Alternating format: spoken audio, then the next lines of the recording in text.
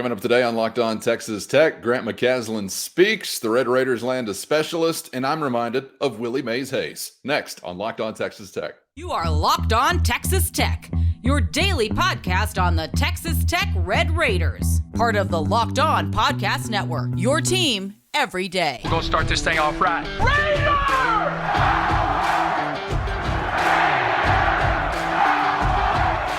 Everything runs through Lubbock. Glad to have you along for the ride again on Locked On Texas Tech on the Locked On Podcast Network. Thanks for making us your first listen every day on YouTube or anywhere you get podcasts. He's the only Chris Level. I'm Casey Cowan. Chris, great to be back with you as we wrap up the week, and a few things to get to on today's episode. Could potentially be a busy day otherwise, so make sure you're subscribed on YouTube to Locked On Texas Tech so you don't miss anything going down off schedule, so to speak. But as we kick off today's show, Chris, want to talk Tech hoops. And Grant McCasland, Red Raider head coach, was doing some talking last night here in the LBK that's gotten some attention overnight and into the morning. There was a Red Raider Club event. I forget the title specifically, but here locally, Coach McGuire and Coach McCasland meeting with Red Raider fans, Red Raider Club members at Little Woodrow's. Is that your spot? Little Woodrow's. Maybe you're familiar, maybe you're not. I won't make you tell all your tales right here at the beginning of the show. But either way, Chris, it's just a fan gathering, off season, pump up, have fun, shake hands, glad hands, kiss babies, whatever you do at these things. So it's not like a press conference, or it's not, a time really to give some grand speech or anything like that. But some comments from Coach McCasland that got some attention, wanted to bring to you here today. And I think we'd be remiss if we didn't say in some part the interest in these comments has a lot to do with just how quiet it has generally been from Coach McCasland, people wanting to hear from him. So you do, and it kind of gets your attention. Here is in part what was said by Coach McCasland last night. I'll quote here saying, "Don't read Twitter. That's just good advice to begin with." He says, "Don't read Twitter. People have been like, Coach, do we have any players? Do we have a staff? You know what I want to do here at Texas Tech? We want to win the last game of the year, and we'll pour everything we have into making that happen. It's going to take us a little bit to make sure we get the right people." Does everybody understand that part? Would we rather have everybody excited in May or in April? You get what I'm saying? You know when the national championship game is. It's in April. So that's what I want. I've talked to a lot of people. Everybody's excited, but they kind of give me this nervous look like, Coach, do you know what you're doing? Yes, I got you. I hear what you're saying. I've seen it. I feel it. But I'll tell you this. We have a plan that will be to win the national championship at Texas Tech. We've had success everywhere we've been. Does that mean we'll be successful here? No, it does not. But I can tell you we know the formula for what it means to win in the Big 12. And if you win in the Big 12, you know what you can do. Win a national championship. Coach McCasland goes on to say, "I've played in the Big 12, I've coached in the Big 12, and I've recruited in the Big 12. I've been a part of a program that won a national championship. I love everybody on Twitter. You may think, Coach, you're crazy because no one likes you on Twitter." Well, that's all right for now. But you know what? I want to have everybody excited. April, end quote. I know that was a mouthful and a lot to consider, but some interesting things said there from Coach McCasland, Chris. Twitter is a look. Coach McCasland uses it. He was using it to promote his youth camp in the summer. So he definitely wants people to actually read it. So I think it's tongue in cheek there. But there's going to be some negative things that are out there when people, again, we talked about that the other day. I think what was the line that I used in the absence of information, people kind of choose to make up their own. And I think. But I think Texas Tech is in a position right now to where the expectations are higher. The standard is higher. This is still a Sweet 16 team from just what is that, about 14 months ago technically. And then you look at the success just before that. And so I think there's still a very high standard here, and interest is because I would say that, and Grant may be sensing that now, but he has played in the Big 12, and he has coached in the Big 12 at Baylor, and he was here, back in the late 90s. This is a different animal than it was, and it's kind of just, which is why Grant wanted to be a part of this deal. I mean, it's just a different deal, and I think that I don't want to say that that's what he's sensing it, but I mean, this is why there's so much interest. This is why there's so much chatter, good, bad, and different on the social media platforms and all those things.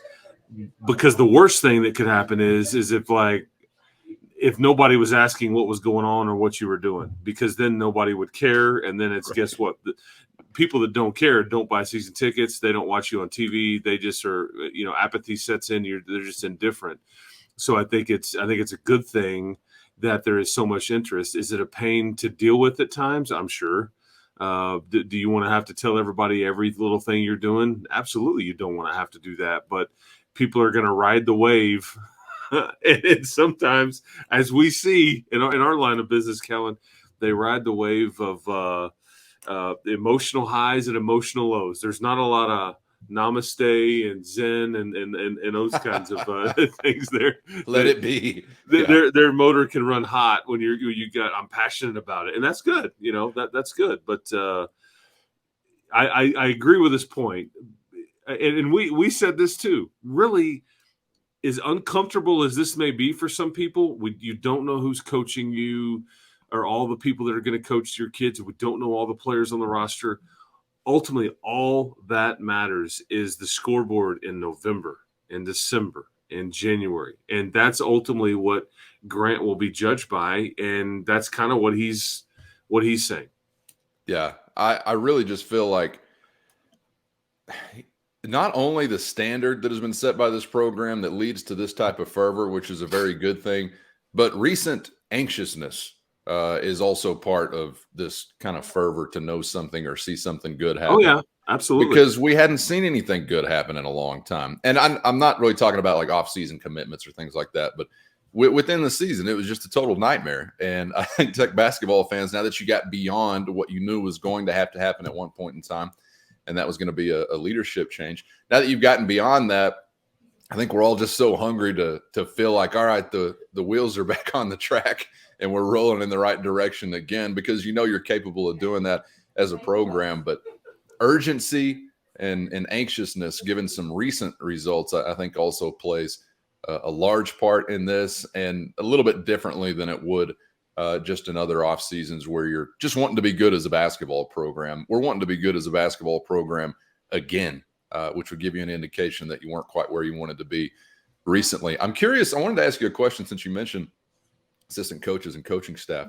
I've seen like conversations surrounding the non-naming of a final coach and that impacting recruiting abilities or like visit allotments or things like that, as in to suggest that there's like some loophole, I guess, if a staff isn't actually finalized, that you're then not ticking off what you're allowed by the NCAA quite yet. This sounds very confusing if you haven't heard anything about this. I'm confusing myself just saying it out loud. I just wanted to ask, is there anything to this at all, Chris, or is this just internet conversation?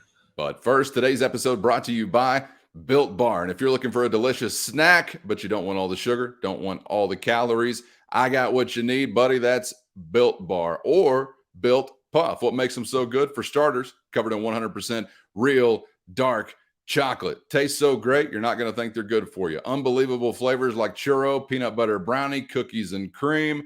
Not sure how they do it, but they maintain amazing macros while tasting like a candy bar. What's even better, they're healthy. Only 130 calories and 4 grams of sugar with a whopping 17 grams of protein. And now you don't have to wait to get a box. You can always go to built.com to get your specialty flavors. But also right now, you can walk into your local Walmart or Sam's Club and pick up a 4-bar box if you're at Walmart, or if you hit Sam's Club, 13-bar box with hit flavors, brownie batter puff, or the churro puff. You can thank me later after you try your first Built Bar. I just wanted to ask, is there anything to this at all, Chris, or is this just internet conversation? Okay, there has been some confusion out there, and I think that it's important to try to clarify, because I think there has been some misinformation out there, or some confusion about the information out there. So what happened, because I think people have been talking about a couple of different things. The NCAA gives you so many official visits. I don't know if it's like a 2-year span or a 3-year span, but they say, here's how many official visits each school gets. And then it's kind of a moving target, because you can use them up all in 1 year and have none the next. You can kind of spread them out over whatever. And then at some point, once you kind of get to that deadline, like it refreshes, or you can carry some over. There's some gray area there, but in other words, you can't just invite every recruit in the country to say, come to a big party in Lubbock, we'll host you, we'll pay for the whole thing. They try to make it fair and balanced. Okay, so we're clear there. Well, it appears that last summer you used up a lot of these official visits, and so you were limited this year to where you only had, I think, 8 official visits to use between now and, like, say, August 1st. And let's just count them off. I mean, Chance McMillan has used one. Warren Washington has used one. Darian Williams has used one. There's a young man that we'll talk about here in a little bit, Tyron Lawrence, that has used one from Vanderbilt. And if that is the case, that would just leave you 4 left. You're hoping that Keshad Johnson will use one. Maybe even Drew Steffi had to, was allowed to come back and do an official visit because of, you see what I'm saying? There's just limited. I think, though, that the NCAA came in and relaxed some of that because of the portal, and you can't keep track of, everybody's moving everywhere. We can't keep track of who's got official visits, and it's not fair to a school to limit them on official visits when their whole team just left. Okay. Gotcha. Yeah. So that number has been relaxed. You're no longer beholden to having to really watch your P's and Q's on how many people you can host here. I think that's been relaxed. I don't think it's not unlimited, but I don't think you're in danger of like running out of ability to pay for a kid to fly in here, feed him, and all those things, and set him up at the Overton. Okay, so we're clear.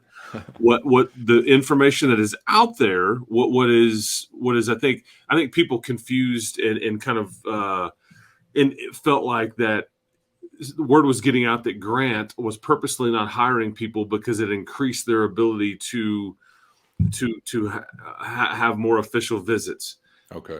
The context was wrong in that is true, but that's not exactly what he's talking about or what somebody is suggesting. Right. What is true is he, by being short-staffed, he himself is allowed to be out on the road for more days and go get in front of player, parent, whoever he needs to. So because you have short staff, it allows him to be out on the road for more days than normal. Okay. Interesting. Okay. As the head coach, because he doesn't have a full staff. So it has nothing to do with hosting official visits here. It has more to do with he is allowed to get out and go eyeball a tournament, get in front of grandmother, talk to a kid or whatever. He can just be out and about a lot more than he normally would have been under normal circumstances with the full staff. So hopefully that clarifies. Interesting. I'm glad I asked then, because there was some truth in there, but maybe just not quite on the money as far as the context. Like you're saying. Yeah. That's interesting to consider. And maybe not something that most fans are considering. How the hell do I know what the NCAA is letting anybody do with or without a coaching staff? Who would know that other than you sicko Locked On Texas Tech everydayers? You know it now. Congratulations. Welcome to the club. And Cowan, by the way, man, I go, my daughter's home from college. I go out to pick up dinner with her and the family last night. I see a guy that I've known for a long time. His name's Craig. I don't want to mention his last name, but I hadn't seen him in a long time. And last time I heard about it, he was living in like way far off and doing mission work in Uganda. Okay. So I said, Craig, do you remember me? And we looked and hugged and all that and shook hands. He's like, you and Cowan just crush it. Let's listen to you guys every day. Uganda, love it. Yeah.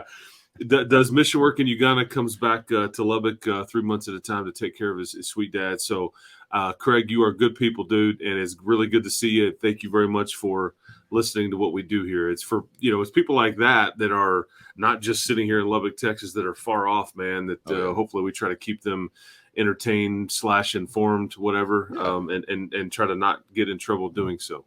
Love to know it. That it's out there and it's happening all around the world. Yes. And I now am glad to know the backstory on these downloads from Uganda I see popping up on the worldwide Locked On Texas Tech. There map. you go. Thank you, Craig, for doing the Lord's work and listening or viewing Locked On Texas Tech. Chris, before we move on, can we get back to a couple of those names you just mentioned? Sure. Just for some clarity, the Lawrence kid and Kashad Johnson's visit has not happened yet, right? As we're sitting here at this time wrapping up the week. So again, this is tricky to discuss this stuff because as we tape it, because if somebody watches it, much longer after this, so much of this stuff can kind of change hour by hour, minute by minute. As I'm talking to you now, he, I believe, is still in Lexington, I think, and I believe he is set to visit early next week. Okay. And that visit may or may not happen. Right. We'll just see. I think he's delayed it twice, and I think Arizona and then Kentucky, and so you can kind of start to gather. It wouldn't be the worst thing to be the last folks to host him, though, if that's what happens. But I think you kind of start to realize, okay, he may be looking for something different than Texas Tech, and that's fine. And I think Texas Tech is aware, but this was a guy that was going to be very, very difficult to get.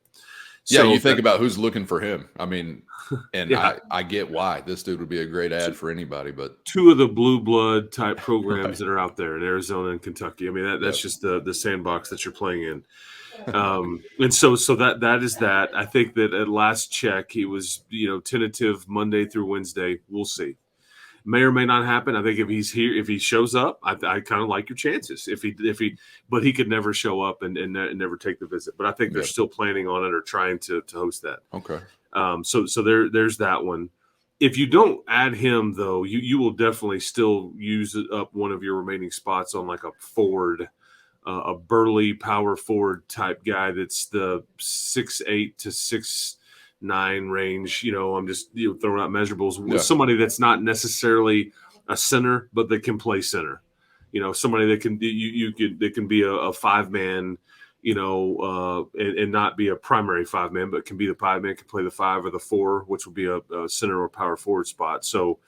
And again, I wouldn't rule out. I think even Kashad Johnson's maybe even like 6'7" and so, but he's 235, 240 rebounds. Like, I mean, it's just, but you get the idea, right? There's a mold there. There's a dirty work, defensive presence, a toughness component. I think you're trying to add a Rodman. Give us a Rodman somewhere out there. The worm. You got it. Is his son old enough to be here yet? I just saw that he's got a son hooping, but I think he's still in high school. No, he's transferring from Washington State to USC. Oh, he was already okay. That's what I saw. I think he's going to USC, and I don't get starstruck around. You get around athletes and coaches and stuff, and you see things, and it's like you just don't. The one time I kind of was like, wow, was when Dennis Rodman was in the Texas Tech locker room, and he had all the boa and the fur coat and all that. And I just, because man, I was a big Bulls guy back in that run. I followed that stuff closely. And then he was with the Spurs and even the Mavericks. And all those things. And I remember those Pistons Lakers battles way back in the day, the Bad Boys and all those things when the Pistons were beating up there. But I was kind of in a bit of awe of old Dennis there. I mean, that's a cultural flashpoint at one point in time. He was probably as famous as anybody's in America. Madonna, Carmen Electra. I mean, you name it. I mean, and who would have thought that all these years later, Dennis Rodman would look better than Madonna? Amazing. Mother Nature's a mad scientist, right? I hadn't seen Carmen lately. Hopefully she's still doing all right. Yeah, that's right. That's right. But anyway, you need somebody that does some of those things for your team. I think to wrap that convo up. So, and what about the Vanderbilt kid? I wasn't familiar with his name. Yeah, exactly. I think it's interesting. He is somebody that visited here, I think 2 or 3 weeks ago. He is going through the NBA draft process. And I think this is not somebody that I would say I'm counting on, but I think it's somebody that fans of this program should be aware of. Okay.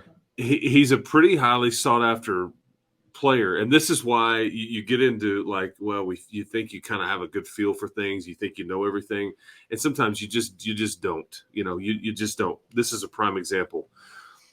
He apparently was here on an official visit 2 or 3 weeks ago. Nobody really aware of it, and I think going through the NBA draft process, and I think that he didn't get a combine invite, so there's this pretty real chance that he doesn't stay in the draft, and he says, hey, I'm going to take my name out. And I think that deadline is like late May, early June. I have to go back and look to be sure. And then he's feel free to go sign wherever. And I have his stuff up. He averaged 13 and 4 for Vanderbilt, about 2 assists a game.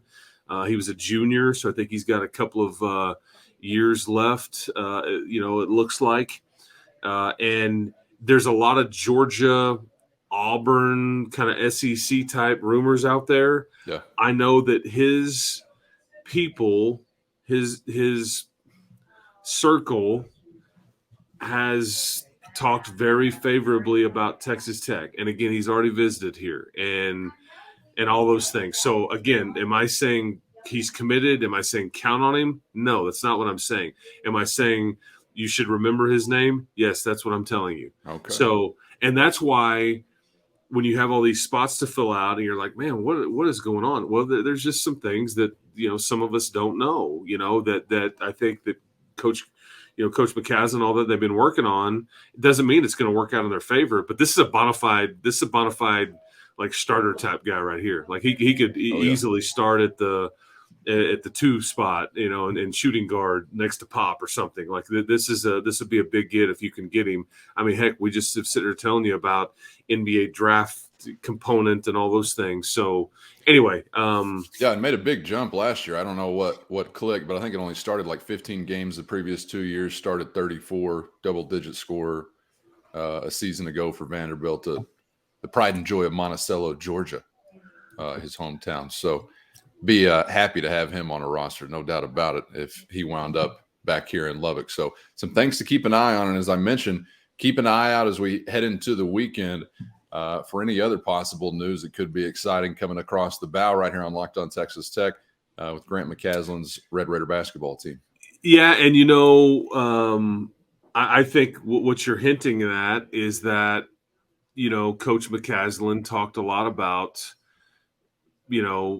some being on the cusp of some good news at this event last night. I think he kind of hinted at such, and I think the name everybody is curious about is Warren Washington, because I think he is on the cusp of a decision, and so it's either Texas Tech or TCU, and I think you have major reason to celebrate if he chooses Texas Tech. So I think that's what Grant was hinting at. I think there's been rumors about an imminent announcement, and so I think that's what I would pay attention to that if I was a fan of Texas Tech basketball. Okay. So subscribe on YouTube anywhere you get podcasts so you don't miss an episode whenever one is hitting the scene for any impending announcements or otherwise right here on Locked On Texas Tech. Coming up ahead as we wrap up this episode, we're stepping away from hoops. We're getting to Joey McGuire and company and a new specialist headed to the 806 on Locked On Texas Tech.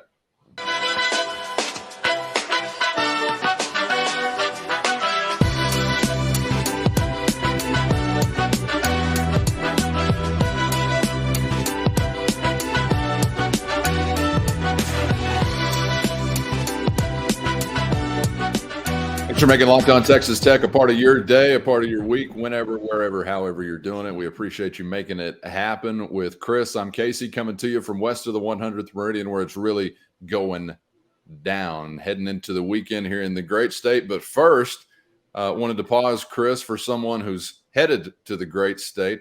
Saw some word last night about a UAB specialist transfer for Texas Tech for Coach McGuire and Kenny Perry, and you may not get all that jazzed up about a specialist, a kicker here or there, and certainly I'm not telling you what to be jazzed about. That's our right as Americans to be jazzed about whatever you want to be jazzed about. But Chris, this one a little bit different, I guess, because we're talking a specialist specialist, even beyond just kicking the football. This UAB transfer, I think, brought in for some specific reasons. It sounds like. What can you tell us about this guy? Reese Burkhart is his name. I think he's got a couple of years left to play, and I think it was, I guess, later in the spring. Look, I think Gino Garcia did a really good job with the kicking competition this spring. I think he did really good in the red and black game. I think that's going to be your kicker, your specialist, if you will. Yeah. However, I think they determined that as they went through the spring and really worked more and more with him compared to who else was there, his strength is not the kickoff, like not consistently getting it into the end zone enough, touchback, or getting it deep enough. And again, you consistently kick it at the, not that he was, but I mean, let's just hypothetically say if you ended up consistently they're catching it at the 7-yard line, that's a bit tricky because you're going to have to play that play every time. You're going to have to cover it, and you potentially, and if it's an average of 7, sometimes that's at 12, sometimes it's at the 3-yard line. Those are hidden yards. Those are potentials for kickoff returns and all those things. We know Kansas State makes a living off of the kickoff return for a touchdown, it seems like. So anyway, I think that is certainly something that they were trying to improve, and hence the name Reese Burkhart, who I think over half the time his kickoffs were touchbacks. I think last year, I think somewhere in the 41 out of 73 range, something along those lines. I think I saw as a coming off of last year as a Blazer. He would, it's funny because he would have played for Trent Dilfer this year. Trent Dilfer's the new head coach at UAB. Oh yeah, I forgot. I think a lot of people don't remember that, but it's just amazing what Joey's staff does, because there's like prime example. This is along the same lines, and this is where this NIL and the Matador Club and you kind of getting some money to not just your scholarship guys, but it spills over into the, from 85 to 100 as far as the walk-on types. Mm-hmm. There is a corner in Iowa named Miles, I think Miles Thompson, I think is his name, Miles Thompson, whatever. And he's from Cedar Rapids, and he's going to be here in a couple of weeks. And they found him because he just runs really fast track times, and they watched his film. And anyway, he will be here as a preferred walk-on. They did this work, months and months and months ago. And it's just, and so it makes you wonder, like on a Reese Burkhart, how you end up, stumbling upon it. But I appreciate their process, and I appreciate trying to fine tune every aspect of your team. Most people are not thinking about how, our kickoff situation out there, and they've brought in a human just to do that job, and so I just I think that's obviously a big deal. It's hidden yards. It's just trying to eliminate some big play against you by having somebody that can consistently put it in the end zone. Yeah, that should be something we don't have to think about. So hopefully that post will be manned appropriately, and we won't have to think about it as in thinking about guys taking it back, hidden yardage like you're talking. It's another play you got to play. And believe me, as a former wedge buster, I love watching men bust that wedge, although I think that gets you locked up in Sing Sing now if you're ever wedge busting or even forming a wedge. Be very, very careful on the kickoff. Second most dangerous thing known to man behind crab fishing in the Bering Sea. Deadliest catch, spin-off, we're covering special teams, kickoff coverage. It's an idea I sent to Discovery long ago. I hadn't heard back. I think Mike Rowe nixed it. You're making me think about Willie Mays Hayes with the other guy. He wasn't out there just sprinting in his PJs, right? And then McGuire's like, get him a uniform. I love that, finding somebody just off the radar because of a measurable that you really like and seeing what you can do with them. You can do a lot of things with speed. But one thing you can't do with speed is coach somebody to be fast. So if you got it, you got it, right? Yeah, if you're trying to do that, you're just be like, go faster. Hey, dude, I know.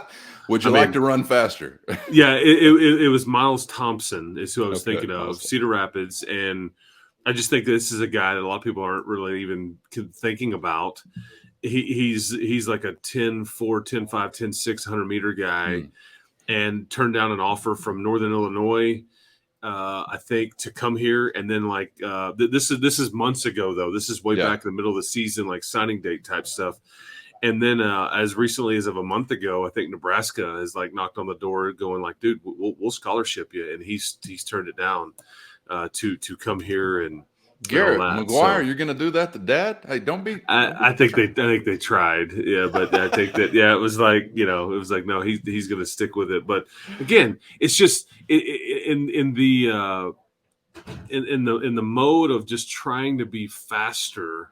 Because we were talking about Reese Burkhart, and I didn't mean to get off on a separate conversation, but it's just you're trying to get faster, even when you bring in a walk-on corner that I will tell you at very short notice, because this is a 3-star prospect by Rivals that is walking on here. But he is somebody that will be placed on scholarship fairly soon. This is why you may have a smaller recruiting class this next year because of some situations like this. Hey, man, come here. Hey, come here and do what Tyree Wilson did. We'll take care of you. It worked out for him. Maybe Miles Thompson will be just as lucky. I don't know.